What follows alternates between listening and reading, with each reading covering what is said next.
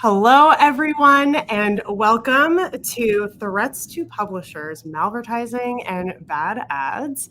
I am Rosemary Cipriano from Human, and I am so excited to be joined by two extremely smart people, Geoff and Mo. Geoff, Mo, would love you guys to introduce yourselves to everyone watching. Tell us a bit about yourself, where you work, what you do, what your interests are, and of course, in natural human fashion, what is your favorite robot? Can't do a single one of these without asking. So, Mo, let's start with you. Thanks, Rosemary. I am senior analyst covering ad tech at Forrester. So that's the entire kind of programmatic space, DSPs, SSPs, and all of the kind of vendor and softwares and technologies that go into like making that work in real time, including ad security and ad fraud. And I've been in ad tech for about 20-ish years, the first 10 pretty much on the buy side, and then the most recent 10 a lot more focused, I think, on the sell side and publisher than I was at first. And it's been really eye-opening, just the scale, the problems, the things that we think about. And it's a lot more connected, to where people are and spend their time, right? Um, I guess, I feel so uninspired to be saying it, but it's shocking that like 3 years later, my answer would be the same because the same like Roomba that I said was my favorite robot is still trucking along like 200,000 square feet of vacuuming later. So, I mean, who can complain? I owe it to the Roomba to cite it as the best robot in my life. Yeah. Look, that's a great favorite robot, and honestly, it's most people's favorite robots at this Yeah. point, I feel like, especially after work from home. So awesome. Thank you, Mo. Geoff, what about you? Hey everyone, Geoff Stupay. Have a pretty long background in the ad tech space. Been working in this probably over 10 years. Done a number of different things, specifically, focused on publishers. So both publisher monetization, co-founded a company to address malvertising specifically. And so obviously this conversation, malvertising, the threats that we see to publishers is near and dear to my heart. But right now, I am VP of product for the human media side, and I cover both the IVT side as well as malvertising and other areas. In terms of favorite robot, I have a bunch of little boys at home, and I interact pretty frequently with the Transformers. And I think that the one that I see the most is Bumblebee. So I'm going to have to say Bumblebee just because, I probably see that guy daily. Oh, that's awesome. Bumblebee is also a classic example. So thank you so much. I also see Transformers constantly, but not because I have kids, but because my fiance is obsessed with toys. Hey, big kids and little kids. Well, truly, no age limit to Transformers. So let's get into why we're here today. We're here to dive into the threats publishers need to know about, should know about, and how the whole programmatic ecosystem can help fight back. With emerging technologies like generative AI, buzzword, fraudsters are gaining tools in their toolbox just as much as the rest of us are. So let's lay the groundwork here. Mo, I know you recently put out a report, bad ads, all the ways ads misbehave and how to stop them. What in your book counts as a bad ad? Yeah, so kind of ranges, I think on the sort of benign side, it's like a heavy ad. It's just so slow that it doesn't make the page load on time. Everyone's had that experience of I'm in the middle of reading an article and then it immediately scrolls down as soon as an ad that was way past where I scrolled has now loaded.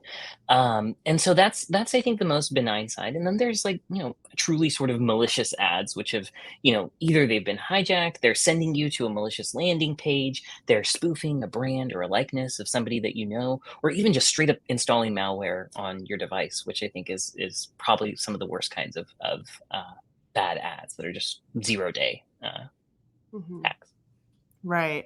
So I guess, Geoff, how do bad ads and malvertising impact publishers? I think in a number of different ways. The key ways is really just eroding their users' trust and just degrading the overall user experience on their site and the way that folks interact with them. There's a number of other impacts beyond that. We know that browsers and search engines, specifically penalize publishers who have excessive malware, excessive ads, and bad ad experiences. So it's definitely a risk to publishers to make sure that this is something that is protected within their environment. Additionally, it's damaging towards their relationship and their reputation with legitimate advertisers. So, obviously, as a publisher, one of your main concerns is ensuring that you have the deepest demand stack that you can and that you are very attractive to advertisers. Well, if advertisers know that their legitimate ads are running alongside malicious ones, it definitely goes into their calculus in terms of them wanting to spend in your environment. So, and really along that same topic, like the ways that they see this is, through engagement. So if you have, let's just say, a threat on your page that's performing a redirect, it's obviously a bad user experience for you as the publisher, but also as a legitimate advertiser as part of that system who wasn't actually participating in that redirect or putting that threat on your page. They're suffering because of that as well. And so there's just, the entire ecosystem gets hurt by these things.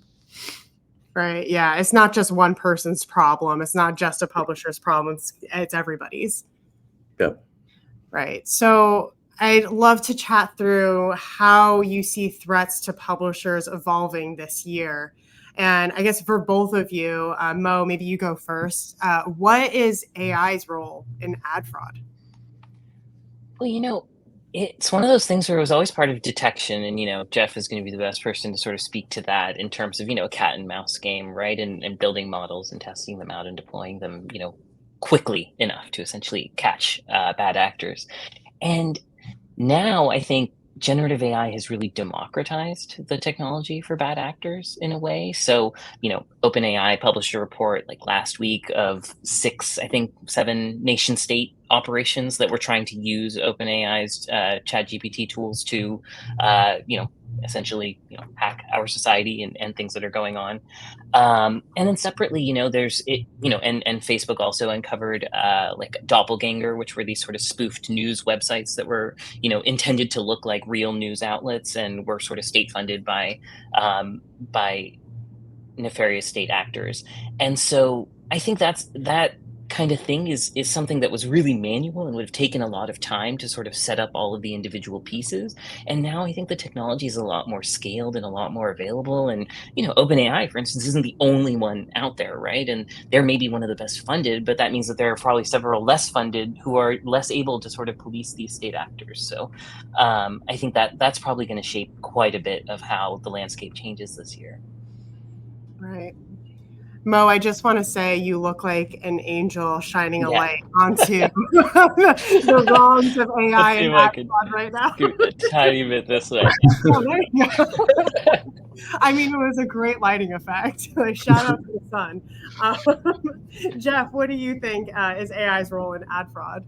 Yeah, I mean, I would definitely kind of dig in and echo some of the stuff that Mo said. I think about it in kind of two main categories. One is as Mo pointed out, the ad fraud in general, whether it's Malvertising or IVT, is really a red team versus black team event where, we as human who provide protections against these things are doing our best to put those protections into place. The bad actors are doing the exact opposite. They're looking at our code and trying to find loopholes, trying to find ways to exploit anything that's out there, whether it's, a vulnerability in a browser, vulnerability in our approach to defending it, or anything else. Obviously, just like AI adds efficiencies to that for other industries, it adds efficiency to this race in and of itself. So, the bad actors are going to be using it. And so as protectors, we also need to be leveraging the same technology to hopefully level the playing field or even get ahead.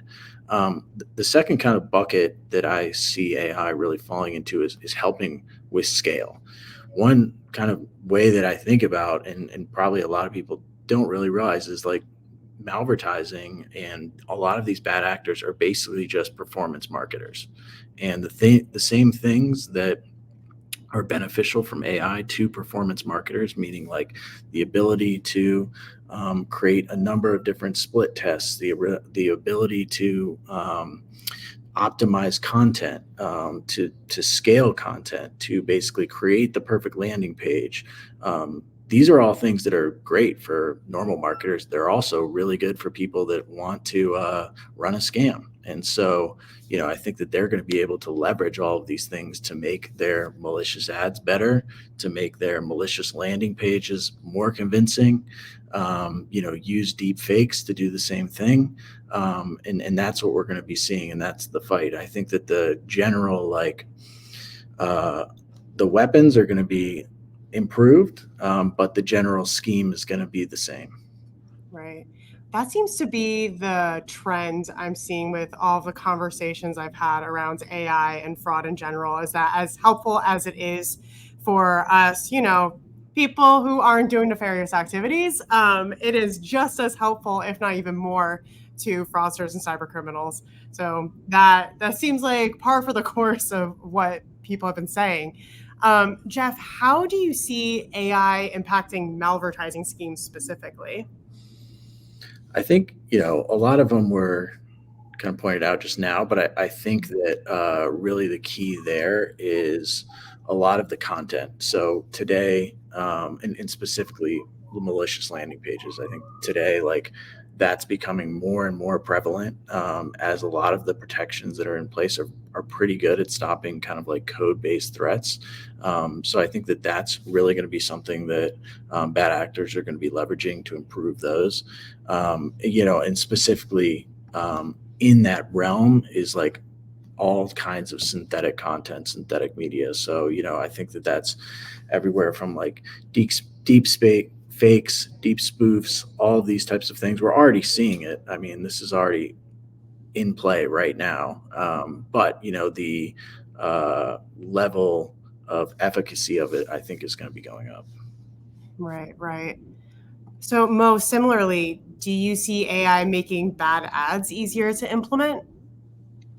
Yeah, 100%. I think it's, from my perspective, we were equipped with, there were really good tools out there to do things that we would call the bucket of creative scanning, essentially, right? Of, we can look through every creative asset and we can sort of understand, here are the trademarks inside of it. Here are the topics that are being spoken about. Here are the likenesses that are being used, or the images that have been licensed.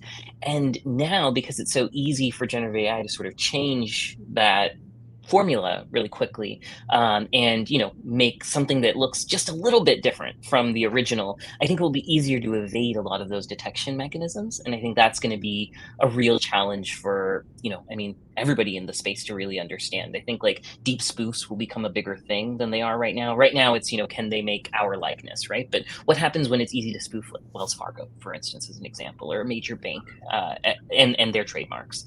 I think that's a little bit scarier to me, maybe. Yeah, I would agree. Are there any other emerging technologies we can expect fraudsters to use in 2024? I mean, this is for both of you. Yeah, I mean, I think that we're already seeing it. One would obviously be cryptocurrency and just the ability for, the ability to hide within that, and the ability to have more untraceable transactions. So, as users, as people are getting taken advantage of, it becomes much harder and harder to recover from those as we have these untraceable methods. I mean, I think that the other area is essentially just the surface area. I think with the growth of Internet of Things, the growth of CTV in-game, the actual devices in people's homes, we already see on the IVT side and on the bot side that these devices are being leveraged to facilitate large-scale attacks. I think as we become more dependent and put more of these things in our environment, whether it's our home, our work, or whatever, we're just opening up the landscape and the availability of things for bad actors to leverage to do these attacks. So I think those are probably two of the other main pieces. Yeah. Geoff, can you explain what Internet of Things is for anyone who's watching and may not know? Sure. Internet of Things would basically just be a connected device. So it'd be like your cable box, your Alexa, A lot of things are connected. Your watch, your refrigerator, and that's really the trend that we see. Even things that weren't connected 10 years ago, like everything needs to be connected now, which is great because then maybe you can control your microwave with your watch. But then guess what? Now your microwave can be attacked and then used to do a full-scale bot attack. And so, from a security perspective, you're just opening up more available resources for somebody that wants to leverage them for an attack. And you have to basically trust that all of these different things have the appropriate protections in place to prevent them from being taken over. Before it would just be like, hey, do I have like good virus protection on my computer? And, you'd probably be safe. Now it's like, does my microwave have, is it impenetrable microwave or not? Yeah. Or is Mo's Roomba going to get taken over and then, run a bot attack? These are things that we need to be concerned about. Yeah, that is crazy. It really reminds me of a Smart House, the Disney Channel original movie. I'm not sure if you're aware, but can't believe we're living in a world where our fridge could maybe launch something nefarious. Yeah. Mo, sorry, your take now. What are some other emerging technologies we could expect fraudsters to use in 2024? Yeah, I think they'll definitely take advantage of data deprecation as one thing as well. I think that our understanding of individual IP addresses, of user agents, of even just known users through cookies, right? That was just a way of also knowing someone rather than exploiting all the information about them. It had a flip side use case, and I know human was never really dependent on a lot of these technologies either, but a lot of cybersecurity vendors were, and a lot of things were running, for instance, on CAPTCHA as an example, and I think AIs can easily solve those things, and so I think there's a void that's being created a little bit that's definitely bound to be exploited. I also think that in an election year, we're going to see a lot of sort of both like foreign influence, but also just dark money in general, kind of going into the foray with kind of voiceovers and things that sound real but aren't real. And I think like there's going to be a little bit of pushing the envelope of what is allowed and acceptable and sort of meets acceptable terms. And so I think we're going to get to see if SSPs and DSPs are really prepared to respond to that and sort of shut down anyone who really pushes beyond what's acceptable there for what's truthful in democracy or in an open society, right? So yeah, I mean, we could have a whole other one of these about just the election. Yeah. We might have to in a couple of months. But thank you. So what are some other threats publishers should be aware of this year? In addition, I guess, to what you guys have already talked about.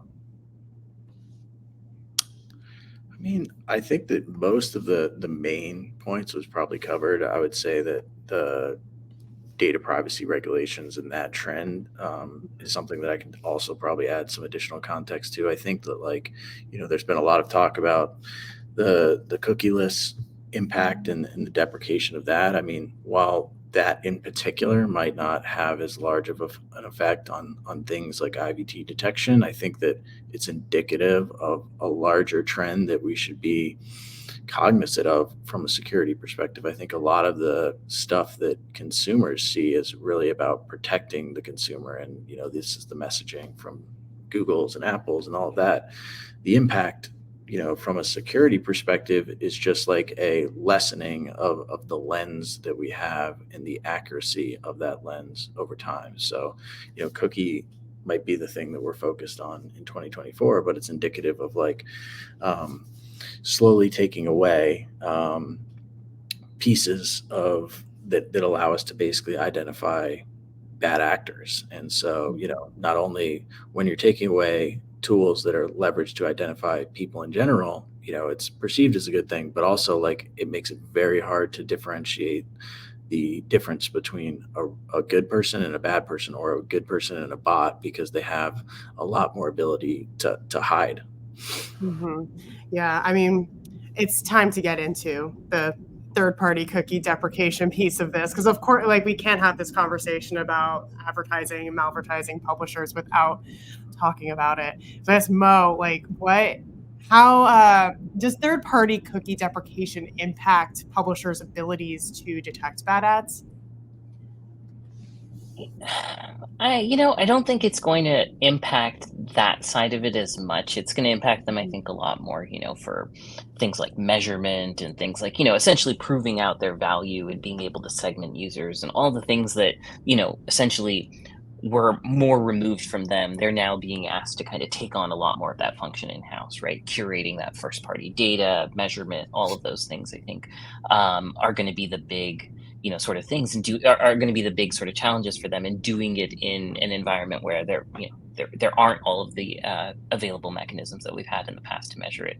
I think are going to make it more challenging. But in terms of bad ads, it's really yeah, I think there's a lot more things that you can do to combat it with, even in the absence of cookies. So that's promising. That's nice. We like a little positive note here. We needed to get there eventually. Geoff, I mean, in addition to what you've already said, do you see this shift impacting fraudsters? I mean, I think there's kind of like two sides to the coin. Again, like as I talked about earlier, a lot of these fraudsters are also performance marketers, so they're also not going to be getting as much feedback without the cookies and without That's a lot true. of the same measurement that Mo was just talking about. So that could be a negative for them. But as I said, it's indicative of a trend where they're just going to have more room to hide if it's harder to track what an ad is doing where. At the end of the day, if you're the one running the bad ad, that's good for you. So, maybe not a large amount of near-term consequences, but probably long-term, it's going to be helpful for the bad actors.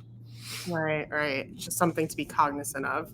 Right. So we've talked a lot about just like all of the threats to publishers, all the different things that we can anticipate this year in particular. But let's like flip the coin now. How can publishers better protect themselves? Mo, do you want to take this one first? Yeah, absolutely. I mean, I think, we always talk about, at Forrester about like know your customer, right? And I think like the safest ad buyer for me as a publisher is one that I know who's transacting with me directly, right? So taking on more of that relationship, being able to transact through direct channels, or even just making sure that they're known buyers, right? I think is sort of the first and most obvious step. But moreover, right, vetting buyers, I think in general as DSPs, right, is a pretty important one. Some DSPs do a really good job of creative scanning, of knowing their buyers, of keeping fraudulent actors and heavy ads out of their platform, and some do like nothing at all. And so I think for publishers, it's really a matter of like making sure that their marketplace is sort of clean, right? I think that's going to be really important. And so changing that mix of who's allowed, right, who's earned that right to transact programmatically, I think is going to be probably a pretty big step for them, to be able to clean it up. Right. Geoff, what do you think? Yeah, I mean, I think that Mo covered some of the key points. I definitely agree with the vetting of your advertisers and your advertising partners. I think that as a publisher, you should be able to ask the questions of how these things are being protected. At the end of the day, we offer services to both publishers and platforms. And, if everything worked perfectly, then there probably would be no need to have bad ads on publishers at the end of the day. So as Mo said, vetting upstream partners and understanding asking the question, like, what are you doing to solve for this? What are you doing to protect me as your client? I think as we look at this ecosystem as a whole, I think it's very advertiser focused. Obviously, that's where the money starts, and it trickles down to the publishers. So a lot of the protections that are put into place, a lot of the processes that are used by, whether it's an SP or DSP, are advertiser focused, are ensuring that the spend goes somewhere that makes sense and it's not shown in a fraudulent way. I think that publishers have to continue to advocate for themselves and make sure that the ads that do end up on their page are really good ones that are not full of threats or anything else. I would also just say, like, what does that look like in terms of advocating? I think that we have a number of industry organizations, a lot of them that are, again, advertiser focused, but publishers do participate. Things like IAB and the standards that are put into place, things like ads.txt and sellers JSON. I think even if we look at those two, we see that there's been probably a much wider adoption of ads.txt, aka the publisher checks versus sellers JSON, and being, putting the intermediaries and the advertisers in the spotlight. So just continuing to have that conversation, speaking up as publishers. And I mean, I think the other thing about publishers versus advertisers is that they have to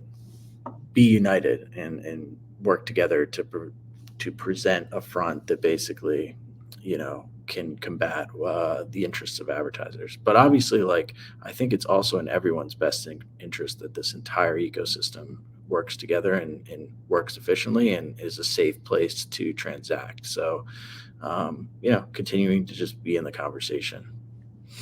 Yeah, I would also just add even that I think there's not enough said about what maybe making a good ad entails, right? Of making sure it's light, it's performant, it's clear, it's transparent. All of those things I think have not really been strong values from kind of permeating out of the bad side, out of the buy side rather. So I feel like that's one where we want to see I think advertisers doing more of that, and then that creates a better user experience, I think, as well, right? For all of us, and when we're kind of browsing publisher pages and stuff. So I think good ads are a pretty important part of the conversation too, and just identifying them. I know some DSPs and other entities in the programmatic chain are working to kind of eradicate price floors, so that there's always maybe a good buyer available, even if there's a higher bid from maybe a not good quality buyer. I see. Yeah. And you guys kind of touched on this, but is there anything else you want to add as far as how other people in the programmatic ecosystem can help publishers? Anything else there? I think that there's a number of kind of knowledge sharing efforts that go on in the space. I think continuing to participate in them, especially those that are upstream, DSPs, SSPs, is important, because I think that one of the tenets at Human is collective protection, and basically working together to fight these things. I think the more information, the more people we have participating in it, the better we can get as a whole. So that'd probably be my only other thing. Right. Mo, did you have anything else to add? Yeah, I think definitely, bringing DSPs into it and making them a part of the conversation, but also, I think brands and their CISOs are pretty disconnected from what's actually happening out in the programmatic space. It's a few layers removed, right? Because I have maybe an agency and then a DSP, and then they have an IVT vendor handling it, right? And so I think that they aren't necessarily thinking about maybe all of the things that, a DSP could be allowing to sort of proliferate, in a sense, if they're not doing creative scanning. And so the way we're kind of talking about it at Forrester is that every dollar that you spend as a buyer is either tightening or loosening the security environment. So make sure that you're spending with that DSP who's tightening it, and make sure everyone they're buying from is also tightening that security environment. And so I think that's really, when I think of collective protection that Geoff was mentioning, that's really how we feel the rubber hits the road. Right. Well, this was really excellent. Do you guys have anything else you want to add before we close out here? Anything that we didn't touch that you feel like we need to talk about? Or have we covered it all? Sure, we haven't covered it all, but I think we've covered a good amount. And you mean we didn't cover every single threat to publishers? And just as long as I say Temu one time, then someone got bingo somewhere. So I think let's just do that. Oh my God. Yeah. Good measure. The number of ads that they had. I mean, there's a difference between bad ads and good ads when it comes to creative. That's a whole other discussion. Yeah, that's a good point. That's a whole nother conversation. Yeah. Well, thank you guys so much for joining me on this. If anyone has any questions, please pop them into the comments. We will come back, look at them, and make sure they get answered. But thank you so much, Mo and Geoff, for joining, for offering your insights, and for another great conversation. I really appreciate it. Awesome. Thank you both. This was a great time. Bye. Bye, everyone.